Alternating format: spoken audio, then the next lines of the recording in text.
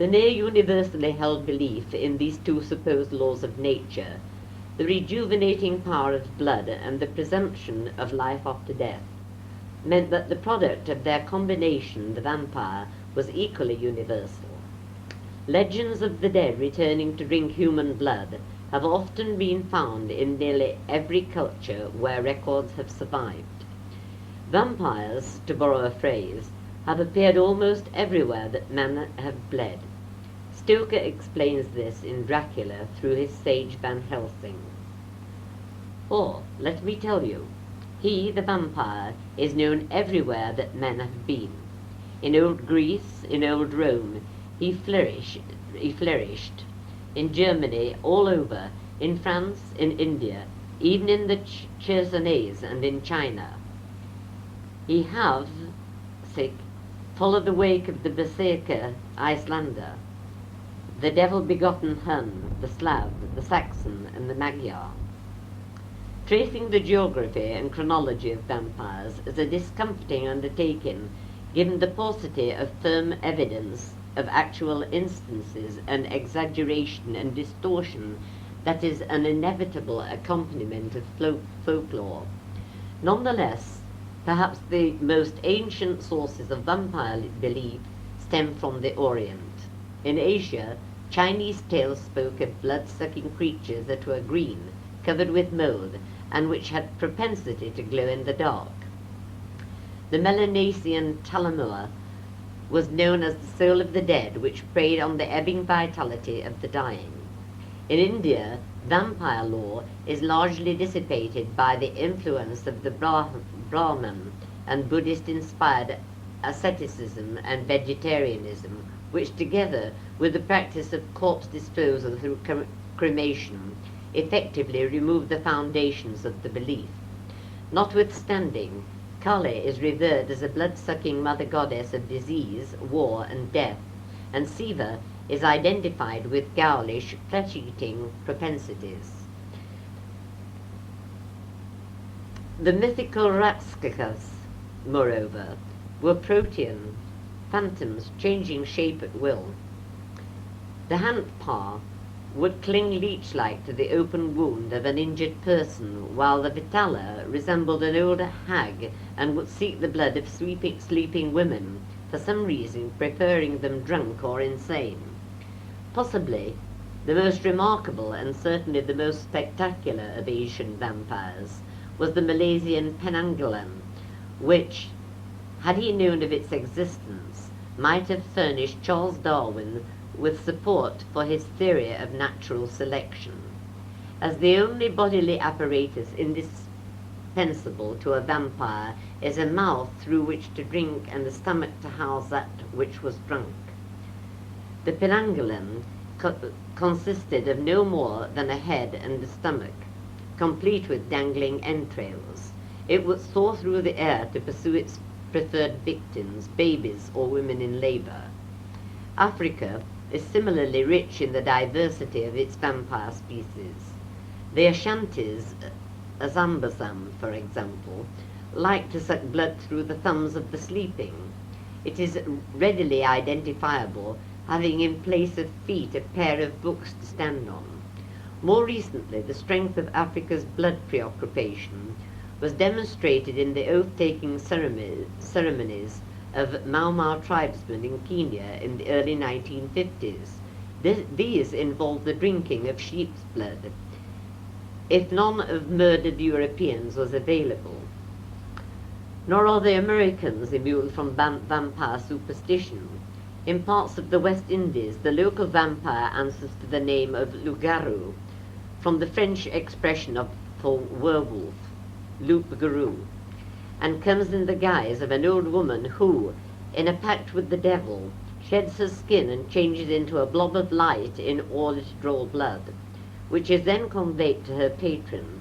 For their part, the Brazilians refer to the jaracara, which resembles a snake and enjoys a penchant for either blood or the milk of breastfeeding mothers, milk, like blood, being a life-supporting fluid. Wherever vampires stalk, they seem able to appear in animal form as cats, in Japan, pigs in Serbia, snakes elsewhere. Creatures that can fly by night are particularly suspect: butterflies, owls, and bats. The vampire concept was not confined to the imaginings of far-flung peoples. It was with the European tradition that this study is primarily concerned. The classical civilizations of Europe developed their own more sophisticated manifestations of vampiric activity, such as is revealed in Plato's dialogue Phaedo. His Republic, furthermore, relates an incident of a slain warrior whose body refused to decompose. It returned to life just as it was about to be cast to the funeral flames, and proceeded to reveal details of its time spent in the other world. Homer's Odyssey recalls how Odysseus offered the blood of a slaughtered sheep to ghosts weakened for lack of nourishment. More generally, the literature of ancient Greece and Rome provide encounters with so-called lamias, precursors of vampires, ill-defined serpentine spectres emanating from corpses who would divest the living, especially children, of their vitality. By the Middle Ages, this particular tradition had acquired distinctly sexual overtones. The succubas, who would seduce young men in their sleep and withdraw their vital fluids at the moment of peak distraction during climax. For the sake of parity, there was a male version, the incubus, frequently associated with the devil, who would impregnate suitable female victims, such as witches. It is at this point that the European vampire of folklore begins to crystallize. The preceding gallery is composed of phantoms that are mutually related as creatures of the spirit world, manifestations of an ethereal existence. Two changes are needed for the successful metamorphosis into the true European vampire. First, the acquisition of corporal structure. Second, the development of sexual predilections, as hinted at in the Lamia succubus tradition. To appreciate these advances in human fantasy, it is necessary to return once more to the psychology operating between the living and the dead. Given that the deceased are inhabiting an unknown spiritual kingdom, the possibility of their return evokes complex psychological responses. More usually, they are those of terror. Let the dead remain where they are.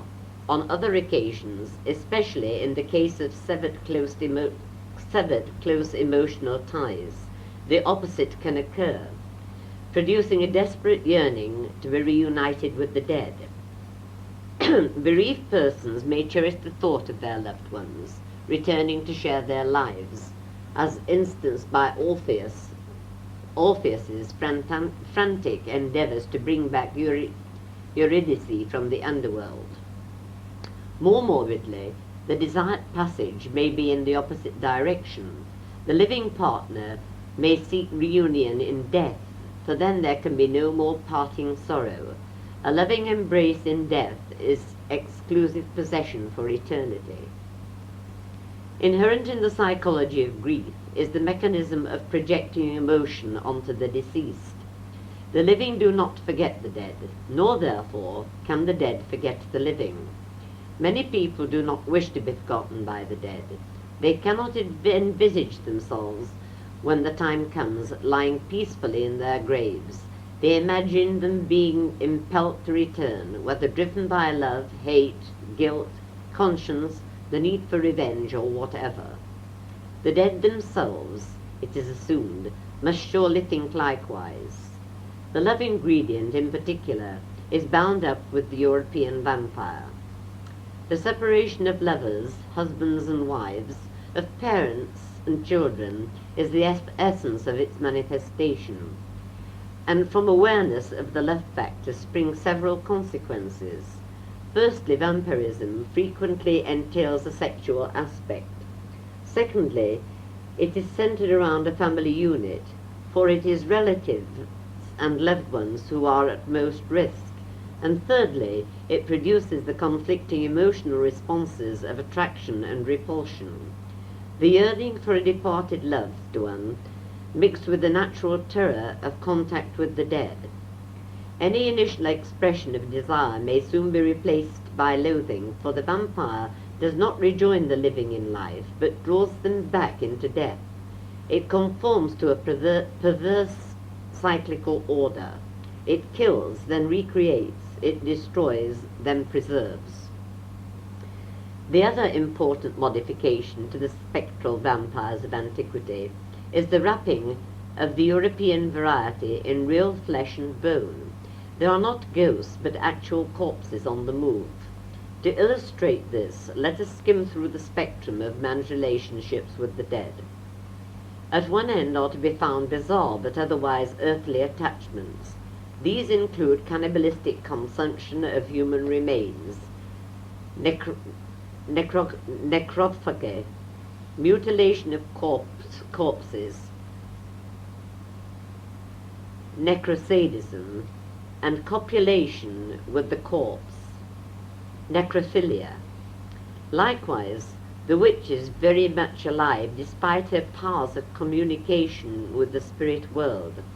The vampire's cousin, the werewolf, is similarly human despite his susceptibility to the moon and his capacity, whether through vengeance of the gods, diabolic possession, or an undiagnosed mania, to transform into the shape of a wolf or behave accordingly. In Southeast Europe, there is held to be a link between lycanthropy, werewolfism, and vampirism, in that a werewolf in life transforms into a vampire on death. At the other extreme, ghosts, ghouls, phantoms, and the vampiric spirits of Asia, Africa, the Americas, and classical Europe are manifestly dead. They exist as a spiritual presence but do not possess corporal substance.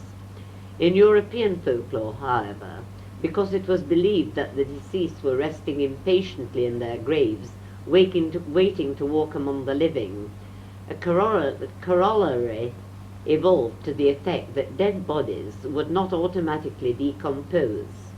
The dead would obviously need their bodies if they were to rise again. Consequently, the European vampire on the life-death spectrum is usually and uniquely described as being situated in between. It is both, it is neither. Physical death, from which no mortal can escape, has taken place, but not the normal accompaniment of death, bodily dissolution. The body dies in the natural sense, but then is resurrected as a risen dead. Demonic spirits reanimate it, and it lives a twilight existence of its own beyond the land of the living, but not yet in the land of the dead, living in death. Put another way, it is a kind of amphibious entity with equal access to two opposed worlds. The vampire, then, occupies three-dimensional space, and having a real body, it needs real blood.